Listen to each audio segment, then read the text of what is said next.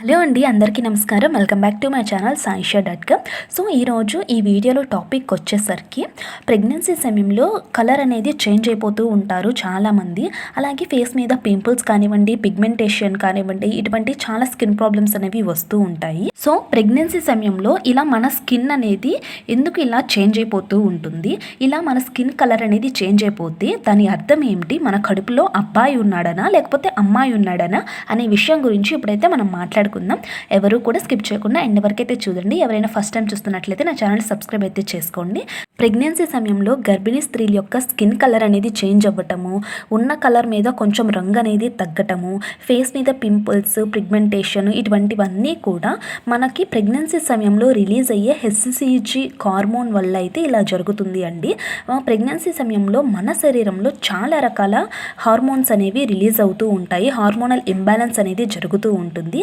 ఇలా మీకు ప్రెగ్నెన్సీ సమయంలో మాత్రమే జరుగుతుంది. ఆఫ్టర్ డెలివరీ తర్వాత మీ ఒరిజినల్ కలర్ అనేది అయితే మీకైతే వచ్చేస్తుందండి.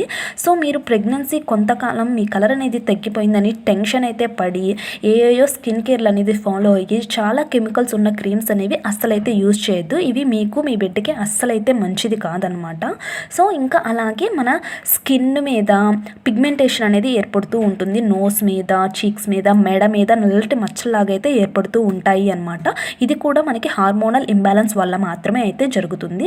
సో వీటిని బేస్ చేసుకొని మనం జెండర్ అనేది చెప్పొచ్చా అంటే, నేనైతే పర్సనల్గా కొంతమంది ప్రెగ్నెంట్ లేడీస్ని గమనించి అలాగే చాలామంది అయితే చెప్పిన మాటలు అనేది విని ఇంకా నా పర్సనల్ ఎక్స్పీరియన్స్ని బేస్ చేసుకొని నేనైతే ఒకటైతే చెప్తానండి.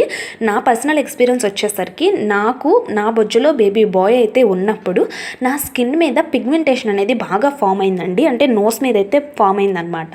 సో ఆ టైంలో నేను ఆ సిమ్టమ్ చూసుకొని బేబీ బాయ్ అని అయితే అనుకున్నాను. నాకు బేబీ బాయ్ అయితే పుట్టారు.